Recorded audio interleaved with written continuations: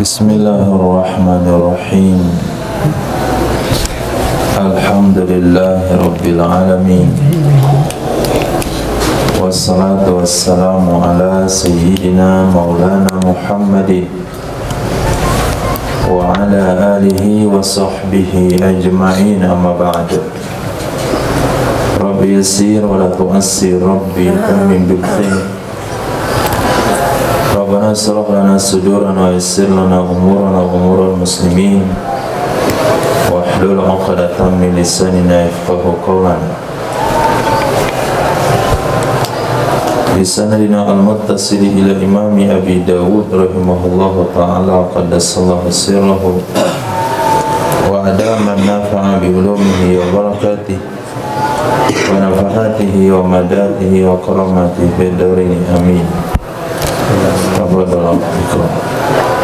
وبإليه قال حدثنا قتيبة قال حدثنا حاتم بن إسماعيل عن مصعب بن ثابت بن عبد الله بن زبير عن محمد بن مسلم بن سائب صاحب المكسورة قال صليت إلى جنب أنس بن مالك يوما فقال هل تدري لما صنع هذا العود فقلت لا والله قال كان رسول الله صلى الله عليه وسلم يدعو يده عليه فيقول استووا وعدلوا صفوفكم.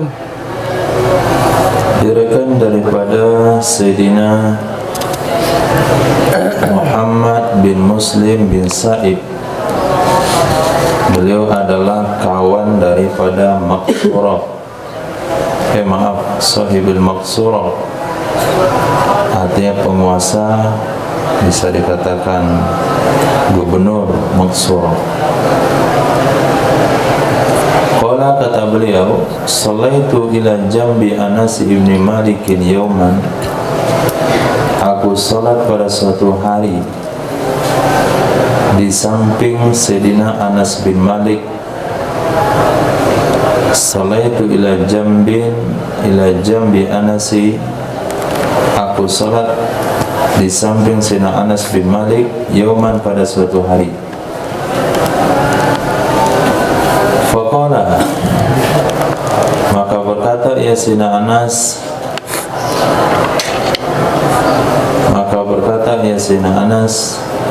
hal tadri, apakah engkau tahu, lima suni'a hadal ud, kenapa dibuat ini kayu? Fakultu, maka aku katakan, la wallah, tidak, saya tidak tahu, demi Allah saya enggak tahu. Qala, berkata ya Sayyidina Anas bin Malik, karena Rasulullah, adalah Sayyidina Rasul sallallahu alaihi wasallam, yada'u yadahu alaihi, meletakkan ia Nabi akan tangannya Nabi di atasnya kayu. Fayaqulu, lalu berkata ya Nabi sallallahu alaihi wasallam, istawu, luruslah kalian, wa'addilu sufufakum, dan luruskanlah atau sejajarkanlah saf-saf kalian. Maksud yadahu alaihi yada adalah ya'khudhu biyadih, Nabi memegangnya kayu dengan tangannya. Jadi kayu yang dimasukkan di sini bukan sutratul musalli, tapi kayu yang dimasukkan sejenis tongkat, sejenis stick. Jadi ketika beliau meluruskan shaf, belum memegang kayu tersebut. Nah, ini baru ada riwayat Nabi meluruskan shaf dengan kayu, katakanlah seperti tongkat pendek, seperti tongkat komando. Hadis. وبه قال حدثنا مسدد قال حدثنا حميد بن أسود قال حدثنا مصعب بن ثابت عن محمد بن مسلم عن أنس بهذا الحديث قال إن رسول الله صلى الله عليه وسلم sallallahu alaihi wasallam كان إذا قام إلى الصلاة أخذه بيمينه ثم التفت فقال اعتدلوا سووا صفوفكم ثم أخذه بيساره فقال اعتدلوا سووا صفوفكم. Diriwayatkan daripada Sayyidina Anas dengan ini hadis, beliau berkata sesungguhnya Rasul sallallahu alaihi wasallam, karena ada ya Rasul, idza qama ila salati, apabila berdiri ya Nabi untuk melakukan salat, akhadhahu biyamini, memegang ya Nabi akannya kayu, artinya tongkat kecil, biyaminihi dengan tangan kanannya Nabi. Summa iltafata, kemudian menoleh ya Nabi. Kemana menolehnya?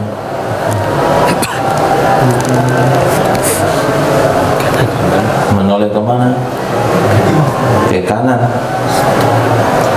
Faqala, maka berkata ya Nabi, i'tadilu, luruskan, i'tadilu, luruslah kalian atau tegaklah kalian, sawu sufufakum, luruskanlah saf-saf kalian. Thumma akhadhahu biyasari, kemudian memegang ya Nabi akannya tongkat, biyasarihi dengan tangan kirinya Nabi. Faqala, lalu bersabda ya Nabi, i'tadilu,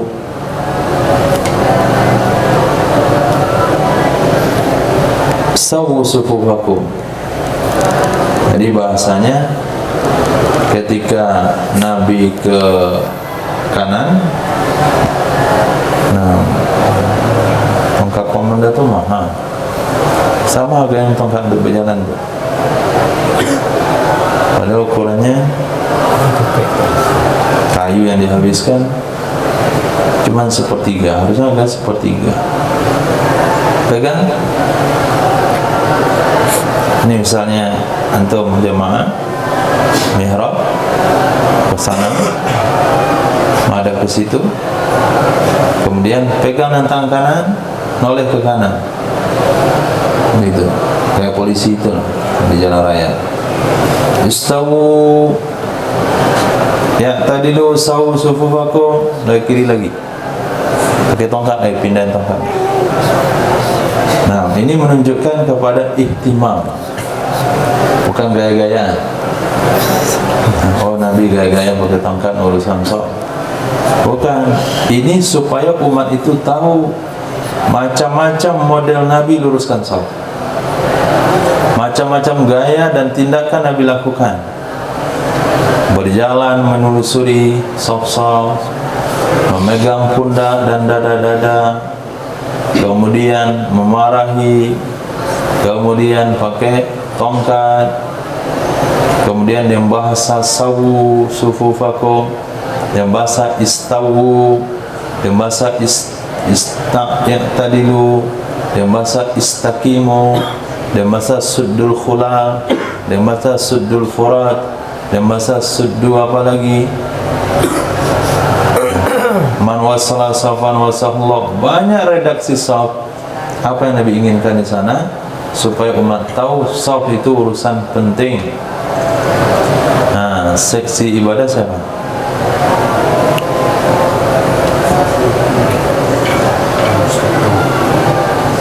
Mana menteri nggak tahu? Badan.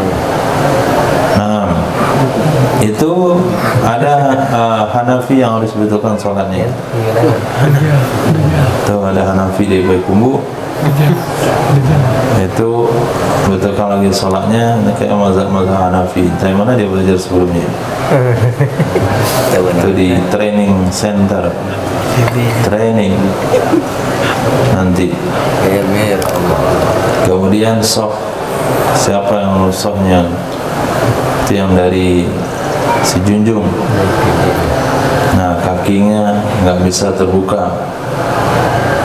Tadi sholat isya ada saf yang renggang. Dan siapa mau saling tasbih kejauhan. Jadi imam perlu mengambil berat tentang saf. Nah, karena ini perkara penting, perkara sangat penting sekali. Karena di sini bermulanya persatuan hati. Dari saf bermulanya kecintaan dengan sesama. Dari saf bermulanya kebangkitan umat. Dari saf juga bermulanya pecahnya umat. Hadis. Wabi'ilai qala haddatsana Muhammad bin Sulaiman al-Anbari qala haddatsana Abdul Wahhab yani Ibnu Athain an Sa'idin an Qatadah an Anas bin Malik anna Rasulullah sallallahu alaihi wasallam qala atimmu saffal muqaddama thumma alladhi yalihi fama kana min nakisin falyakun fi saffil muakhiri. Nah, ini juga redaksinya dari Sayyidina Anas bin Malik radhiyallahu anhu, sesungguhnya Rasul sallallahu alaihi wasallam bersabda, atimmus saffal muqaddam, penuhkan oleh kalian saf terdepan, thumma alladhi yalih, kemudian saf setelahnya, fama kana min naqsin, maka apa saja yang ada ia dari kurang, maka apa saja yang ada ia dari kurang. Maksudnya saf itu kalau kurang, falyakun fis safil muakhar, maka hendaklah kurang itu ada di saf di belakang. Nah, mungkin digenapin saf belakang, tergantung jamaahnya. Jadi jangan sampai yang kurang itu saf pertama, saf kedua, saf ketiga. Kalau ada yang kurang kata Nabi, saf belakang yang kurang. Ini saf belakang belum, saf depan belum penuh, saf belakang sudah diisi. Berarti bukan hanya lurus, bukan hanya lurus, bukan hanya rapat, tapi juga penuhkan saf di depan. Bukan hanya penuhkan saf di depan, tapi juga harus wasitul imam. Itu tanggung jawab imam. Sebelum iqamah, sebelum angkat takbir.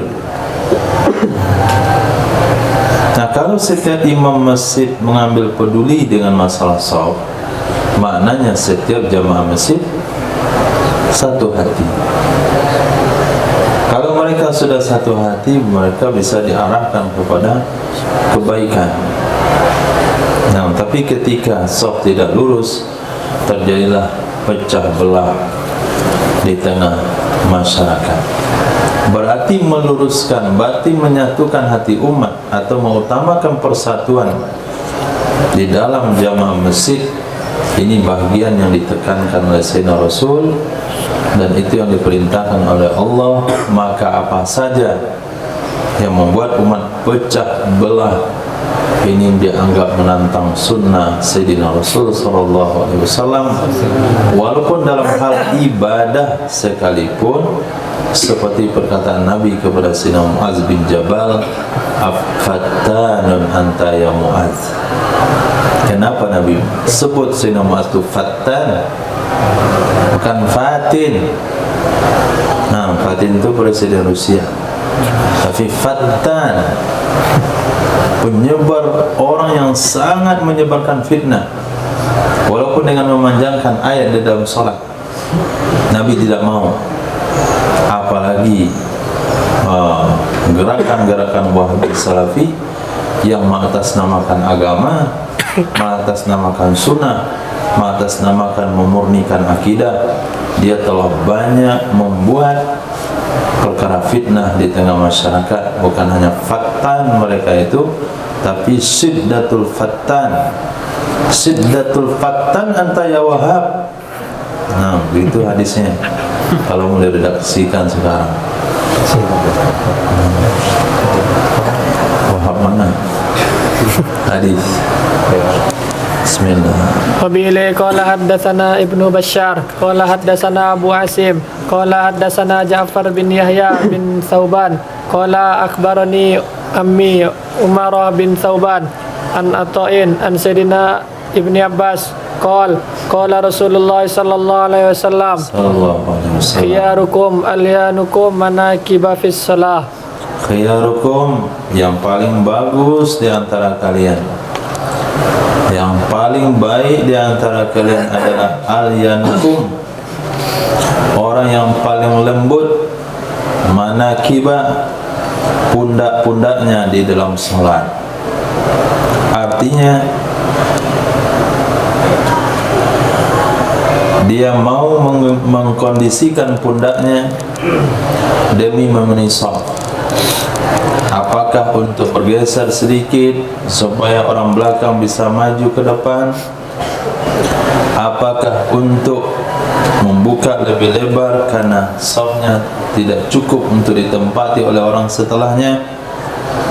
Dia tidak mempedulikan harga dirinya atau egonya demi memenuhi shaf dalam sholat.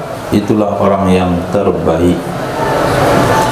Babus sufufi bainas sawari, bab shaf-shaf yang ada di antara tiang-tiang.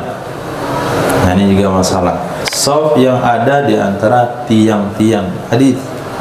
وبه قال حدثنا محمد بن بشار قال حدثنا عبد الرحمن قال حدثنا سفيان عن يحيى بن هانئ عن عبد الحميد بن محمود قال صليت مع أنس بن مالك يوم الجمعة فدفعنا إلى سواري فتقدمنا وتأخرنا فقال أنس كنا نتقي هذا على عهد رسول الله صلى الله عليه وسلم. Sallallahu alaihi wasallam. Kata seorang tabi'in yang bernama Abdul Hamid bin Mahmud. Nah, Abdul Hamid bin Mahmud. Kata beliau, "Shallaitu ma Anas ibn Malik yaumal Jumu'ah." Aku salat bersama Sayyidina Anas bin Malik. Berarti beliau imamnya. Pada hari Jumat. Padufi'na ila sawari. Maka kami ditolak ke tiang-tiang. Ditolak ke tiang-tiang maksudnya kami terdesak karena saking banyaknya orang. Jadi dufi'na maknanya muzahama, kami didesak sehingga tertolak ke tiang-tiang. Fataqaddamna, maka kami memilih untuk maju ke depan, maju ke depan tiang. Wa ta'akharna, atau kami mundur di belakang tiang. Bisa maju ke depan tiang, bisa mundur ke belakang tiang. Maka berkatalah Sayyidina Anas ibn Malik, kunna, adalah kami dulu, nattaqi hadha, kami menghindari ini yaitu shaf yang terpisah karena tiang. Kami menghindari ini di zaman Rasul sallallahu alaihi wasallam. Maka dalam hal ini Masjid Raya nomor 1. Nah, itu enggak akan ada shaf terlarang di dalamnya karena memang tidak ada tiangnya. Nah, kita juga berharap, coba anda pikirkan dari sekarang bagaimana gambar sebuah masjid Darul Hijrah lebarnya 100 kali 100 meter tapi enggak pakai tiang.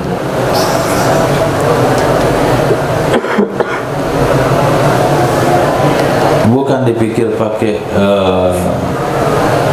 nama itu kepala taman SMP, taman SD. Ada kawan engineer untuk punya kenalan engineer. Nah, coba buatkan 100 kali 100 enggak pakai tiang, enggak pakai dinding. Nah, enggak bisa. Apalah yang zuruna ila samai kaifa rufi'at. Berarti belum manusia itu. Nah, pakai tiang. Ini aja pakai tiang. Sekecil ini pakai tiang. Allah bikin langit nggak pakai tiang, luas sekali. Nah, begitu juga masjid-masjid. Nah, kalau kita perlu pakai tiang, maka perlu kita tata tiangnya tidak mengganggu shaf. Nah, kalau hari ini kita elakkan tiang, kita terjerumus ke dalam satu muskilat, yakninya jauhnya jarak antara shaf di depan tiang dengan belakang tiang. Berapa jarak maksimalnya?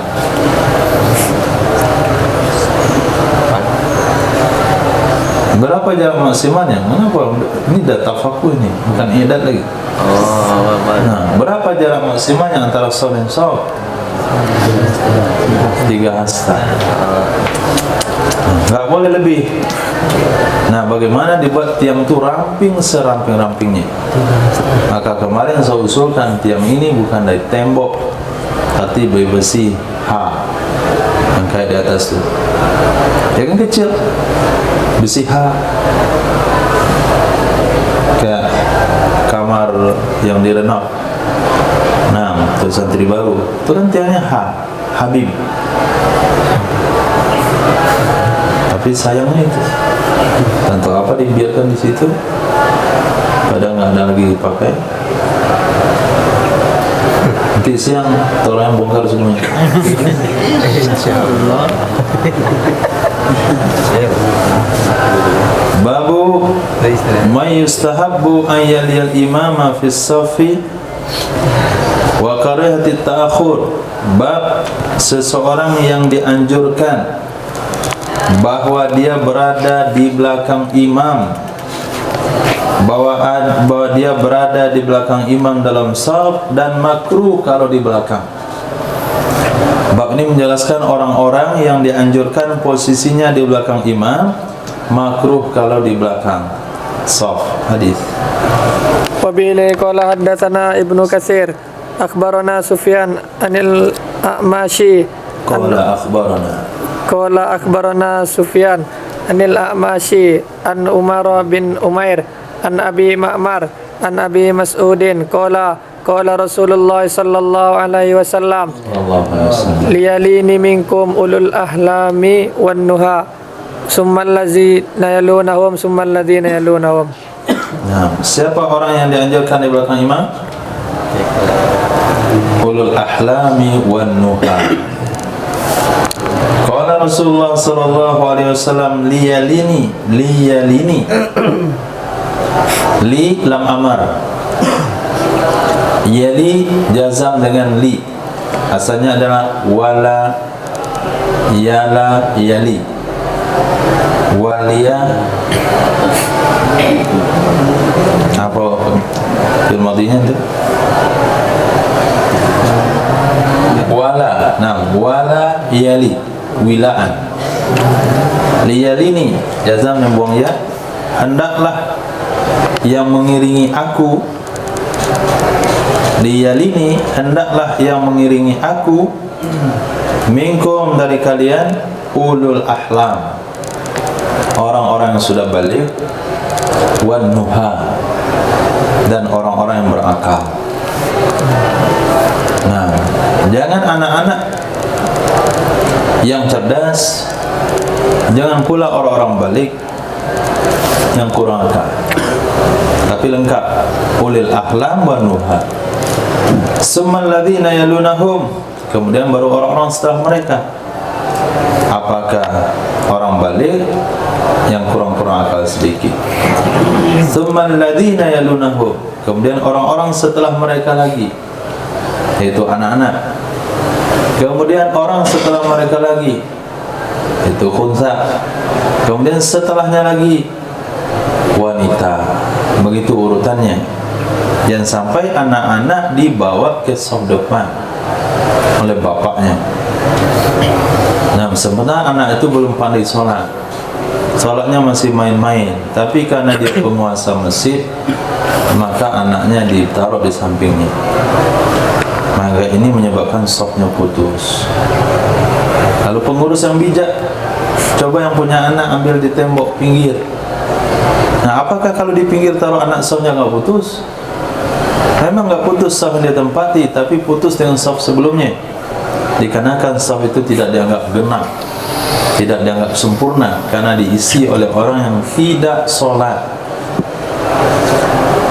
Nah, ada yang meletakkan anaknya, ada yang meletakkan barang-barangnya.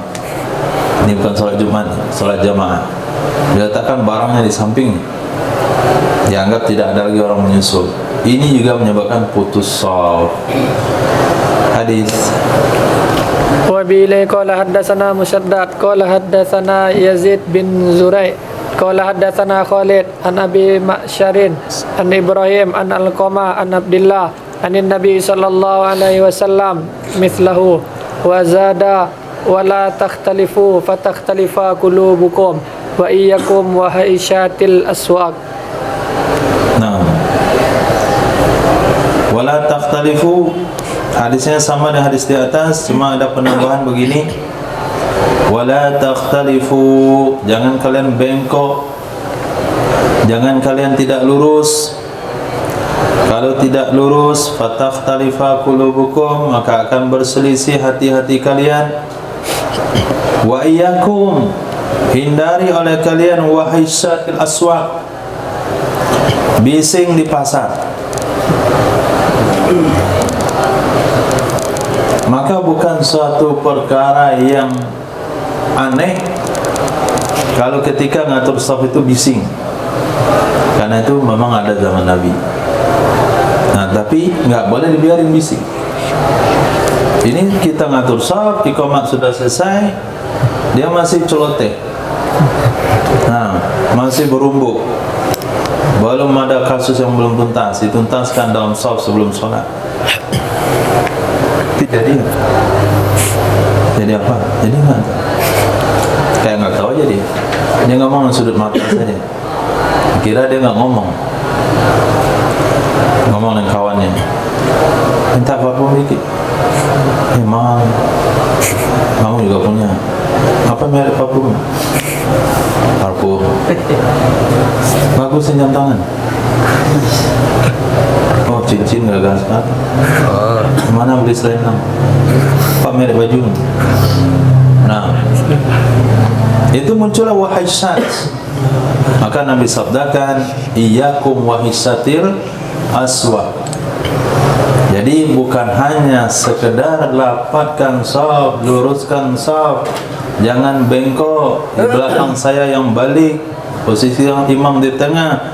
Juga peringatan dari imam adalah diam. Nah, itu salah satu peringatannya. Nggak boleh bising.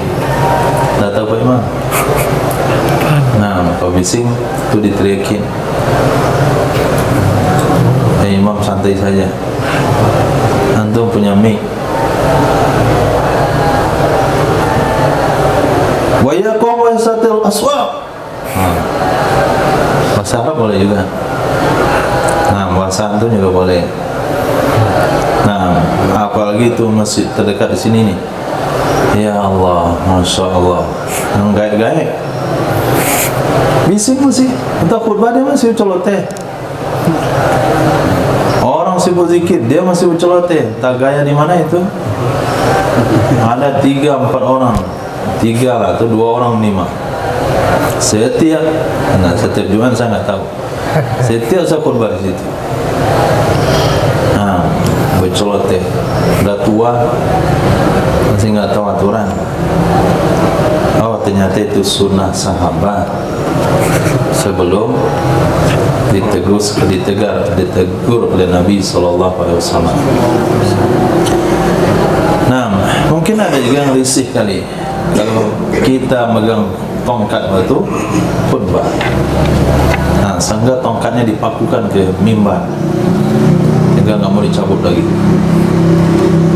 Macam-macam perangai orang-orang hari ini. Nah, kalau kamu nggak mau pakai tongkat mimbarmu, kenapa beli mimbar bertongkat begitu? Nah, kalau nggak sekalian ikat bendera di situ, biar jelas fungsinya untuk apa. Ini tadi tongkat kenapa? Ustaz, nggak usah aja Ustaz. Ini ada paku di bawahnya. Nah, Fuqara al-muhajirin. Hadis. Wabillahi qala haddatsana Utsman bin Abi Syaibah Muawiyah bin Hisham qala haddatsana Sufyan an Usama bin Zaid an Utsman bin Urwah an Sayyidatina Aisyah qalat qala Rasulullah sallallahu alaihi wasallam Sallallahu alaihi wasallam. innallaha wa malaikatahu yusalluna ala mayaminis sufuf. Nah, kemarin kita temukan hadis innallaha wa malaikatu yusalluna ala man fi safil awal. Fi sufufil awal. Di sini innallaha wa malaikatahu yusalluna ala mayaminis sufuf. Sesungguhnya Allah dan para malaikatnya itu mendoakan atas orang-orang yang ada di kanan-kanan shaf. Atas orang-orang yang ada di kanan-kanan shaf. Sehingga suatu ketika, satu kesempatan, ada salah satu jamaah di Papua bilang, "Ustaz, kenapa saya lihat sering di kanan imam?" Nah, ya jawabannya ini, karena Allah dan malaikat itu berselawat mendoakan orang yang ada di kanan shaf. Maka jangan kita cari kirinya, cari kanannya. Itu lebih mendapatkan doa khusus daripada malaikat. Nah, kalau dia berada di shaf pertama, kemudian di sebelah kanan imam, dia mendapatkan dua kemuliaan, dua kali daripada doanya seorang malaikat. Nah, kalau anda percaya dengan doa wali, kalau anda percaya dengan doa syekh, percaya dengan doa orang soleh, minta diusap kepala, nah, minta didoain di dada, maka kenapa tidak percaya dengan doa malaikat? Hah? Mungkin dalam pandangan kita dia soleh, dalam pandangan Allah belum tentu. Dalam pandangan kita dia wali, dalam pandangan Allah dia wala. Tapi ini pasti, nggak ada malaikat yang nggak soleh. Nah, sekarang doa-doa malaikat di shaf pertama, di sebelah kanan, orang yang tidak bergeser dari shaf, berarti dalam sholat dia mendapatkan 3 kepastian doa dari malaikat. Kira-kira bagaimana hidup orang itu? Hah?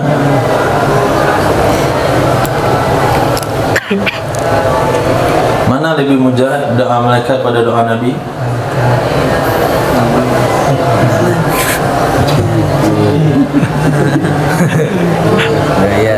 Mana? Mana? Mana?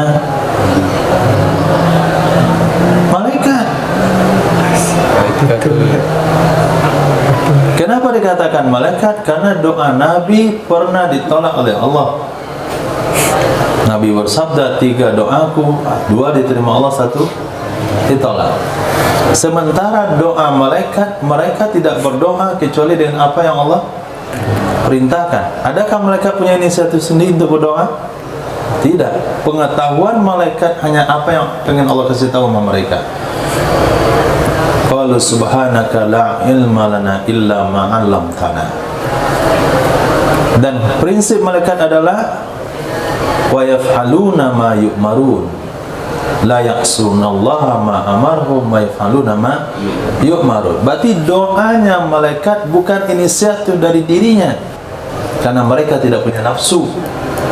Tapi doanya malaikat itu karena diperintahkan oleh Allah untuk berdoa. Kalau Allah yang perintahkan untuk berdoa, berarti Allah akan janji untuk menerimanya. Nah, ketika Sayyidina Anas bin Malik radhiyallahu ta'ala anhu mendapatkan doa dari Nabi sallallahu alaihi wasallam, bagaimana kesan kehidupannya? Ketika seorang anak daripada Sayyidatina Ummu Sulaim dan Sayyidina Abu Talha mendapatkan doa dari Nabi sallallahu alaihi wasallam, Allahumma barik, barakallah, Allahumma barik fi lailatikuma. Bagaimana anak yang lahir di sana? Termasuk fuqaha 7 di Madinah. Nah, sekarang dia dapat doa malaikat. bagaimana kehidupannya? Masya Allah, nggak bisa lagi. Nah, tidak bisa lagi kita tandingi orang-orang yang mendapatkan doa khusus dari malaikat hanya karena panas lalu dia pindah dari sholat, hanya karena ini dan itu pindah dari sholat, hanya karena kawan di sebelah nggak mandi pindah dari sholat. Nah, sementara doa malaikat itu mungkin salah satu dari amalan yang istimewa yang ada di tempat kita. Nah, itu salah satunya amalan istimewanya, yaitu tidak boleh pindah dari sholat. Artinya semua pelajar yang taat di aturan tersebut, dia dapat doa dari malaikat 5 kali sehari semalam. Mana kesannya? Apalagi kalau ditambah dengan dia di shaf pertama dapat doa khusus, dia di sebelah kanan dapat doa lebih khusus lagi, dia membaca ini dan itu dapat lebih khusus lagi. Nah, ini bukan jadi kampanye, nah, bukan jadi partai.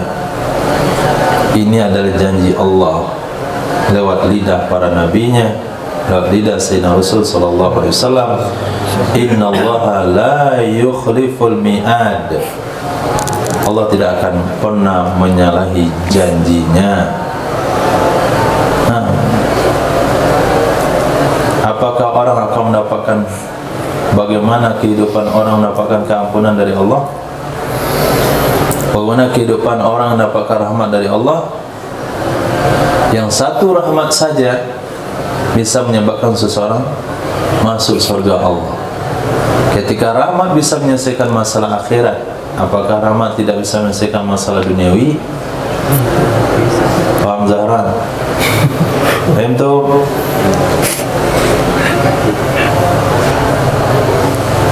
Jangan mundur dari shaf. Bab maqamis sibyan minas shaf, posisi anak-anak dari shaf, di mana tempat berdirinya. Hadis Wabila qala haddatsana Isa bin Syadzan qala haddatsana Ayyash Ar-Raqam qala haddatsana Abdul Ala qala haddatsana Qurra bin Khalid qala haddatsana Budail qala haddatsana Syahrun bin Haushab an Abdurrahman bin Ghanmin qala Abu Malik al-Asy'ari ala uhadditsukum bi salatin Nabi sallallahu alaihi wasallam qala fa aqama as-salah wa saffar rijal wa saffa khalfuhumul ghilman summa shalla bihim fadzakara salatahu summa qala hakaza salatu qala Abdul A'la la ahsabuhul illa qal salatu ummati. Nah, diriwayatkan daripada Abdurrahman bin Ghanam qala, berkata Sayyidina Abu Malik al-Asy'ari. Jadi banyak juga orang Asy'ari. Al-Asy'ari di sini adalah suku, bukan kelompok. Nah, ada kelompok Asy'ari juga, yaitu akidah Ahlus Sunnah wal Jamaah hanya akidah Asy'ariyah dan Maturidi. Yang bukan Asy'ariyah, bukan Maturidi, bukan Ahlus Sunnah. Kenapa kita ngomong begitu? Karena mereka ngomong Asy'ariyah, Maturidi, ahli bid'ah. Sama saja. Tidak ada akidah Asy'ariyah, Maturidi itu adalah ahli bid'ah, bukan ahli sunnah wal jamaah. Kata mereka, kata kita juga. Yang ahli sunnah cuma Asy'ariyah sama Maturidi, yang lain bukan ahli sunnah. Termasuk tajsim, tasbih, asma wa sifat. Yang mereka aja membuat statement begitu. Kalau mereka aja ngomong begitu, nanti banyak orang-orang ahli sunnah keluar kepada akidah mereka. Kalau kita juga ngomong sekali-sekali, yang ahli sunnah itu cuma dua saja, Asy'ariyah, Maturidi. Fikihnya 4 mazhab. Tasawufnya Al-Ghazali. Nah, Junaid Al-Baghdadi. Jadi di sini adalah Abu Malik Al-Asy'ari, bukan dimasukkan adalah golongan Asy'ariyah, tapi yang dimasukkan adalah suku Asy'ari, yaitu sukunya Sayyidina Abu Musa, yang dipuji oleh Nabi SAW, memiliki suara-suara indah, yang dipuji oleh Nabi SAW, masyarakat yang gemar membaca Quran. Aku tidak mengetahui di mana permukiman Asy'ari, tapi aku malam, ketika aku lewat di malam hari, aku tahu itulah permukiman Al-Asy'ari, karena bunyi lebah bacaan Al-Quran setiap rumah-rumah mereka. Ala uhaddithukum, maukah aku ceritakan kepada kalian dengan salat Nabi sallallahu alaihi wasallam? Qala, berkata ia Abdurrahman bin Gham, berkata ia Abu Malik Asy'ari, faqamas shalah, di salat Nabi, maka Nabi mengiqamahkan akan salat. Nabi mengiqamahkan akan salat bukan berarti Nabi yang iqamah, tapi mengiqamahkan akan salat Nabi yang memerintahkan iqamah. Yang kedua, wasaffar rijal, membariskan ia Nabi akan laki-laki. Laki-laki dulu. Wasaffa khalfahum al-ghilman, membariskan ia Nabi di belakang mereka akan anak-anak. Summa shalla bihim, kemudian salat ia Nabi SAW dengan mereka. Fazakara salata, lalu menyebutkan ia Nabi akan, lalu menyebutkan ia Sayyidina Abu Malik Al-Asy'ari akan salatnya Nabi SAW. Tapi di sini tidak disebutkan karena poin ini sudah selesai. Ini yang kita mau ambil di sini adalah posisi anak-anak di mana?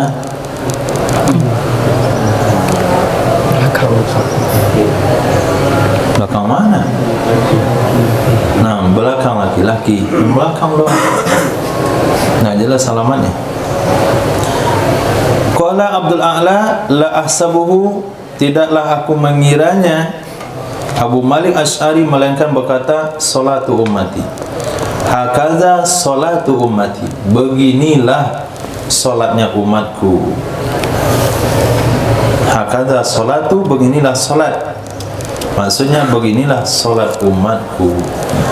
Babu safin nisa wa qariyatit ta'akhur anis safil awal, bab menjelaskan tentang saf wanita, di mana berdirinya wanita, dan makruh tertakhir daripada saf pertama. Hadis Wabili qala haddatsana Muhammad bin Sabbah al-Bazzaz qala haddatsana Khalid wa Ismail bin Zakaria an Suhail bin Abi Salih an abihi an Sayyidina Abi Hurairah radhiyallahu anhu qala Rasulullah sallallahu alaihi wasallam khairu sufufir rijali awwaluha wa syarruha akhiruha wa khairu sufufin nisa'i akhiruha wa syarruha awwaluha.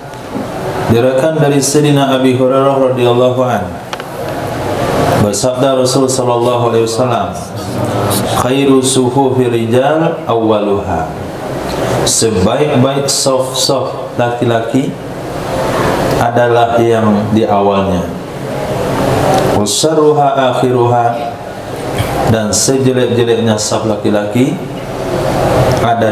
adalah yang akhirnya. Wa khairu sufufin nisa, sebaik-baik saf-saf wanita adalah yang di akhirnya. Wasyarruha awwaluha, dan sejelek-jeleknya adalah yang pertamanya. Nah, maka berdasarkan hadis ini, disinilah dimulai, disinilah berdasarkan hadis inilah untuk menentukan pintu masjid. Nah, ini hadis membimbing cara membuat pintu, letak pintu masjid. Jadi pintu masjid tidak boleh ada di dinding belakang. Katakan di sini, ini depan mihrab, sana belakang masjid, nggak boleh ada pintu di belakang. Di masjid itu tutup full belakangnya, nggak ada celah untuk masuk. Nah, di mana ada pintu? Pintu itu letaknya di tengah, baik untuk laki-laki maupun wanita. Jadi kalau antum nanti buat masjid, jadi pengurus, biasanya jamaah laki-laki itu disediakan 2/3, sementara jamaah perempuan 1/3. Itu kalau masjidnya satu tingkat. Kalau mau masjid lebih bagus lagi, jamaah laki-laki di bawah, jamaah perempuan di atas. Nah, untuk masjid yang satu tingkat, maka buatlah pintu masjid itu 2/3 dari depan, 1/3 dari belakang. 2 pintu berderet sejajar, tapi di tengah buat pembatas lurus, pembatasnya sampai ke teras. Nah, di sebelah sana ada tempat wudhu wanita, di sebelah depan ada tempat wudhu laki-laki. Jadi ketika orang laki-laki masuk dari satu tempat halaman, dia akan pergi ke tempat wudhu dan dia masuk dari pintu. Pintu itu adalah saf terakhir daripada saf jamaah laki-laki.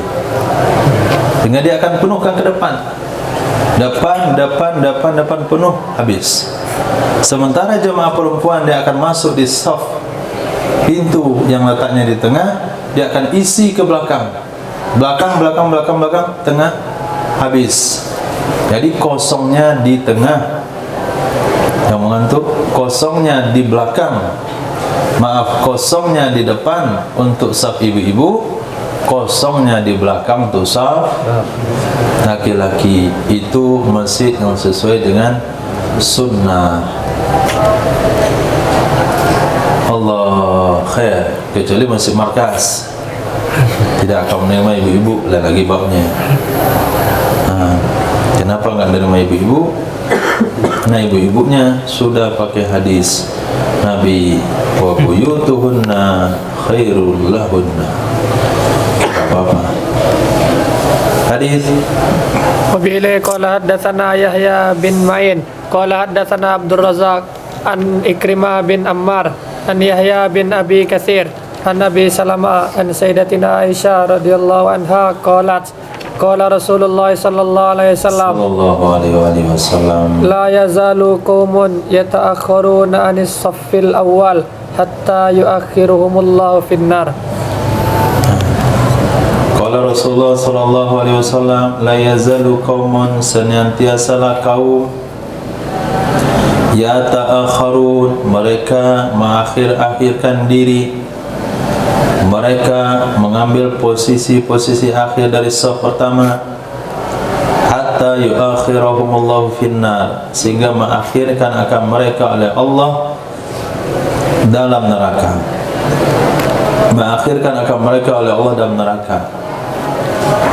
Ini hadis penempatannya adalah ketika seseorang punya waktu, punya potensi, punya kesempatan ada di saf pertama, karena dia memang sudah ada di dalam masjid.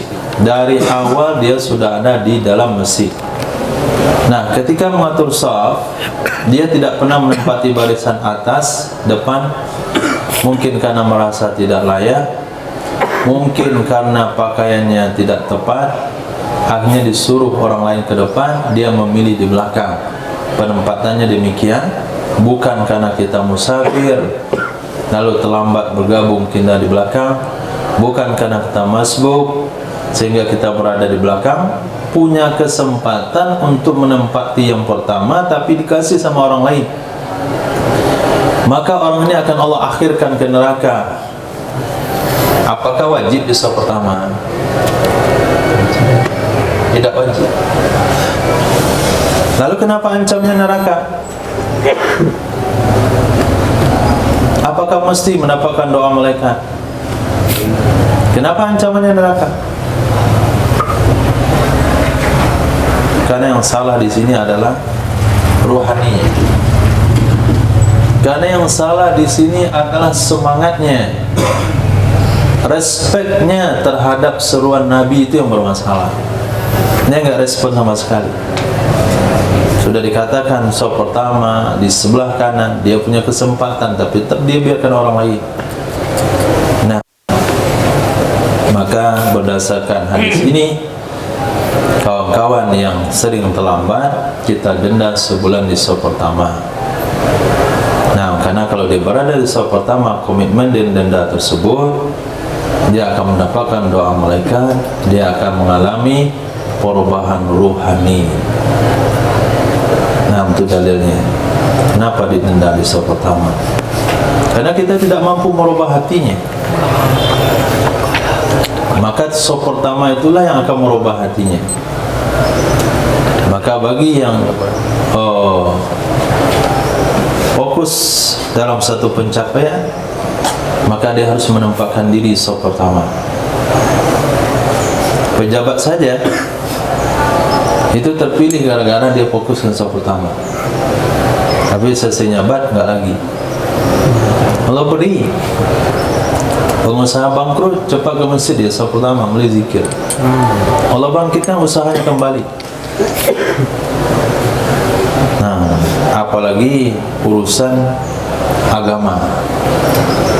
Nah, urusan agama, urusan ilmu, urusan rohani, urusan ma'rifat, urusan zub, madad, karamat, nafahat, itu bahasa ahli langit. Nah, itu bisa diraih daripada sop pertama. Hadis Wabili qala haddatsana Musa bin Ismail wa Muhammad bin Abdullah al-Khuzai qala haddatsana Abul Ashab an Abi Nadra an Sayyidina Abi Sa'id al-Khudri radhiyallahu anhu anna Rasulullah sallallahu alaihi wasallam ra'a fi ashabihi ta'akhkhara faqala lahum taqaddamu fa'tammu bi wal ya'tamma bikum man ba'dakum wala yazalu qaumun yata'akhkharuna hatta yu'akhiruhumullah. Nah, bisa dipahami hadis ini? Hadis ini menjelaskan posisi hadis di atas. Seperti yang kita katakan tadi, hadis di atas itu adalah bagi orang yang sudah ada di masjid tapi tidak mau mengisi saf terdepan. Di mana dasarnya? Lihat hadis di bawah. Apa kata Nabi? Sesungguhnya Rasul sallallahu alaihi wasallam ra'a fi ashabi ta'akhuran. Melihat ya Nabi pada sahabat-sahabatnya akan mundur. Melihat ya Nabi, kapan dilihat? Kapan dilihat? Sebelum salat. Kalau dilihat sebelum salat berarti orangnya sudah ada di tempat. Faqala lahum, berkata ya Nabi, taqaddamu. Orang mana itu? Orang mana itu? Orang belakang. Artinya orang sudah ada di tempat. Taqaddamu, orangnya belum ada, kan nggak mungkin. Taqaddamu, orangnya sudah di tempat. Fatimmu bi, sempurnakan. Fa'tammu bi, sempurnakan oleh kalian di belakang aku. Waliyattamma bikum man ba'dakum, hendaklah menyempurnakan dengan kalian oleh orang yang datang setelah kalian. Wala yazalu qaumun, senantiasa la kaum yata'akharun, mereka menunda-nunda, mengundur-undur sampai mengakhirkan, memundurkan akan mereka oleh Allah Subhanahu wa ta'ala. Kalaulah sebelum ini sebentar lagi kan pilkada. Nah, kalau antum mengenal dari sekian calon, ada salah satu calon itu sholat jamaah terus di masjid di shaf depan, sementara yang lain antum nggak lihat karena tidak satu tempat sholat atau nggak sholat di mana shafnya, pasti rohani orang akan lihat itu yang baik. Pasti orang katakan dia orang baik. Tanya sama orang kampung. Nah, lihat, coba lihat sehari dua hari seorang bapak-bapak yang sering di shaf pertama. Selepas itu tanya sama masyarakat, bagaimana pendapat anda tentang bapak itu? Pasti dia orang soleh. Dia saya lihat dia sering shaf pertama. Orang sebelum azan dia dah datang. Dia shaf pertama. Orang akan klaim dia orang baik. Sehingga berlakulah hadis Nabi, kalau dia meninggal, apa kata orang? Dia orang baik. Nabi sabdakan wajabat. Nah, wajabat. Dia yang diketahui tengah masyarakat, Maulid Nabi nggak boleh, masjid nggak boleh tidur, anak-anak diusir. Pokoknya masjid itu dibuat seperti kantoran, hanya untuk waktu-waktu tertentu saja. Ada jamaah situ makan ditendang periuknya. Orang kampung bilang dia orang jahat. Jadi kalau meninggal orang bilang jahat. Nabi bersabda wajabat. Jadi cukup untuk mengatakan orang itu soleh kalau dia ada di saf pertama. Pasti masyarakat akan menilai dia orang baik dikarenakan dia jamaah masjid. Jangankan untuk berada di saf pertama, ketika setiap hari berjamaah ke masjid saja, dia sering datang ke masjid untuk sholat jamaah, orang bilang dia orang baik. Nah, karena memang itulah sabda Nabi, idza ra'aitu rajula ya'tadul masajid fashhadu alaihi bil iman, innama ya'muru masajidallah man amana billahi wal yawmil akhir. Itu pandangan Nabi, dan itu pandangan Allah, dan itu pandangan ahli sunnah wal jamaah. Yang tidak memandang seperti itu cuma Wahabi saja. Dia tidak pernah melihat baik kepada jamaah masjid, nggak pernah melihat baik, kecuali kelompoknya. Zikir jamaah masjidnya sesat, doa bersama sesat, Maulid Nabi sesat, salaman sesat, pakai tasbih sesat, bentangin sejadah sesat. Itu kelompok yang melihat orang masjid itu sesat. Siapa yang sesat? Dia. Mata lo. Mata lo yang sesat. Halapan. Kenapa nggak ada Wahabi sini? Biar enak dikit. Kita lempar dia pakai gelas kan jelas. Antum jadi Wahabi apa nih? Ya Allah. Nanti kita buat videonya. Nah, oke, silakan debat. Itu dia. Silakan debat dalam waktu dekat. Bikin satu program. Yang kita angkat metode apa pertama judulnya?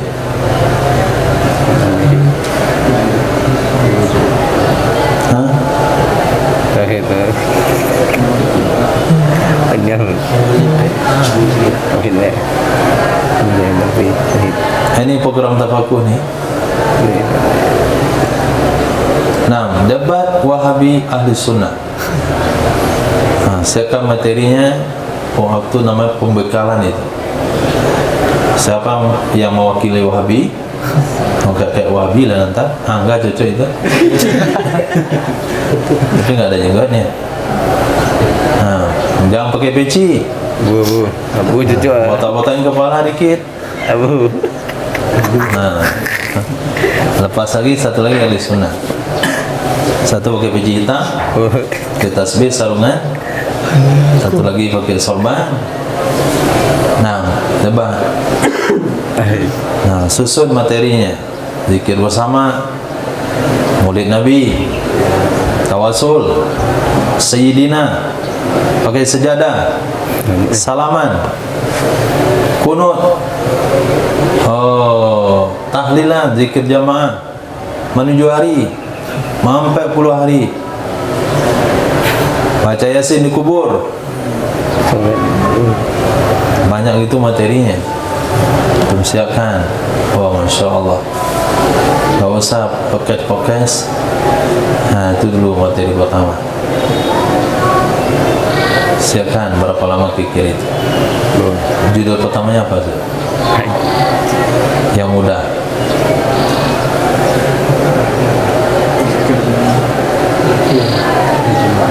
Zikir jamaah. Untuk buat sini musola zikir jamaah. Lalu datang si Wahabi ikut solat. Solat dia mondong gini, tarik dia duduk, ajak debat. Nah, itu film yang akan dibikin nanti oleh بن مسافر قال حدثنا ابن أبي فديك أن يحيى بن بشير بن خلاد عن أمه أنها دخلت على محمد بن كعب القرظي فسمعته يقول حدثني أبو هريرة رضي الله تعالى عنه قال قال رسول الله صلى الله عليه وسلم وسط الإمام وسد الخلال. Nah, wasitul imam, posisi imam dari saf adalah di tengah. Nabi bersabda, wasitul imam, posisikan di tengah akan imam kalian. Wasuddul khulal, tutuplah celah-celah renggang saf. Hadis babu rajuli yusalli wahda khafas safi, bab seseorang yang salat sendirian di belakang saf. Siapa Ismail? Hadis. قال حدثنا سليمان بن حرب بن حافظ بن عمر قال حدثنا شعبة عن عمرو بن مرة عن هلال بن يساف عن عمرو بن راشد عن أبي صهر رضي الله تعالى عنه أن رسول الله صلى الله عليه وسلم رأى رجلا يصلي خلف الصف وحده فأمره أن يعيده. Sesungguhnya Rasulullah sallallahu alaihi wasallam ra'a rajulan, telah melihat ya Rasul akan seorang laki-laki yusalli, mengajarkan salat ya laki-laki, khalfas saffi, di belakang saf, wahdahu, sendirian. Fa'amarahu, lalu memerintahkan ya Nabi akannya laki-laki, ayyu'ida, bawa mengulang ya laki-laki. Nah, nanti kalau ada nanti Pak Imam melihat ada belakang sendirian solat dia, suruh ulang lagi. Kita di pondok, nah di pondok sudah mengerti dengan hukum, bahasanya bisa kita tarik kawan ke belakang. Nah, kalaupun tidak mengerti dia ditarik, antum angkat saja, jepit, angkat ke belakang. Nah baru bagaimana angkatnya? Jadi takbir duluan, nggak boleh diangkat. Takbir duluan, Allahu Akbar, baru diangkat ke belakang. Jadi jangan sampai sudah mengenali hukum, di tempat belajar hukum ternyata tidak ada hukum. Paham Ismail? Siapa lagi yang biasa di belakang sendirian?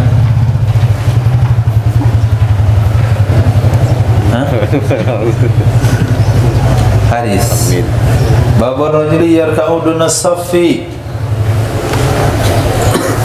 قال حدثنا حميد بن مسعدة أن يزيد بن زريع حدثهم قال حدثنا سعيد بن أبي أروبة عن زياد الأعلام قال حدثنا الحسن أن أبا بكر حدث أنه دخل المسجد والنبي صلى الله عليه وسلم راكع قال فركعت دون الصف وقال النبي صلى الله عليه وسلم زادك الله حرصا ولا تعود. Naam, zadakallahu hirsan wala ta'ud. Ada sejarah Sayyidina Abu Bakrah radhiyallahu an menceritakan pengalaman pribadi beliau, annahu, sesungguhnya beliau masuk ke masjid padahal Nabi sallallahu alaihi wasallam sedang rukuk. Kalau beliau jalan ke dalam masjid, Nabi akan i'tidal, maka beliau akan masbuk. Supaya tidak masbuk, maka dari pintu beliau dah rukuk. Pas masuk rukuk dia, faraka'tu dunas safi, aku rukuk di luar saf. Aku rukuk di luar saf, belum sampai di saf aku dah rukuk. Nanti aku jalan. Nah, sambil itu jalan ke depan, jalan ke belakang. Jadi dia enggak masbuk. Misalnya itu di mana, ini contoh ya, bukan dibuat. Ketika dia ada di saf sufa 3. Nah, imam dah rukuk. Ini imamnya hati-hati nih. Nah, ini imam superjet, nggak bisa ditawar-tawar. Ada imam yang punya toleransi, ada yang nggak punya toleransi. Nah, imam tuh mestar aja, Sami Allah, udah selesai. Maksud itu semangat dia tuh, Sami Allah liman hamidah. Nah, ini kalau model ini imamnya, dia rukuk lah di bawah di saf ibu-ibu. Allahu Akbar, Sami Allah, udah di jalan. Baru sampai di saf, salam nggak ada masuk satu. Kamu nggak masuk? Enggak. Mana teorinya? Saya rukuk tadi belakang. Dan saya jalan ke depan. Nah, kata Nabi SAW bagus. Zadakallahu hirsa. Semoga menambah oleh Allah akan kamu akan semangat. Semangat ibadahnya tinggi. Tapi jangan ulang lagi. Nah, jadi ada semangat yang nggak boleh diulang. Semangat boleh bersemangat, tapi harus ditempatkan pada tempat yang semestinya. Oh, itu kan semangat beragama. Ya betul, tapi nggak sesuai dengan agama nggak boleh diulang. Jadi bukan hanya semangat doang modalnya, semangat yang terarah. Ini saking semangatnya sebelum subuh jauh lah. Nah, saking semangatnya setiap orang semuanya ditarget, akhirnya masjid itu nggak terima jamaah. Janganlah. TV. Jam 4 diketuk pintu orang lain. Itu kan semangat itu. Bapak tahajud pak. Tahajud subuh aja orang jarang. Sore aja kita kadang-kadang nggak terima. Ini sebelum subuh. Masya Allah. Nah, maka ucapan yang cocok untuk saudara kita itu adalah zadakallahu hirsa wala ta'ud. Semoga semangat agamamu bertambah, tapi yang kayak gini jangan diulang lagi. Nah, hadis Wabila qala hadatsana Musa ibn Ismail qala hadatsana Hammad qala akhbarana Ziyad al-A'lam anil Hasan anna sayyidina Abu Bakrah radhiyallahu ta'ala anhu jaa wa Rasulullah sallallahu alaihi wasallam raki'un fa raka'a duna as-saffi thumma masya ila as-saffi falamma qada an-nabiy sallallahu alaihi wasallam salatahu qala ayyukum alladhi raka'a duna as-saffi thumma masya ila as-saff faqala Abu Bakrah ana faqala an-nabiy sallallahu alaihi wasallam zadakallahu irsan wa la ta'ud. Nah, kenapa Nabi tahu ihsan?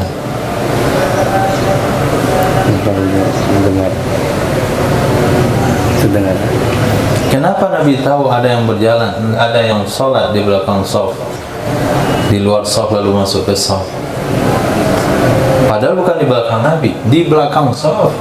Bukan jamaah Masjid Nabawi satu shaf. Kenapa Nabi tahu?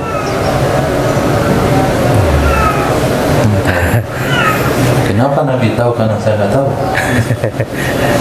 Kenapa Nabi tahu Ilyas?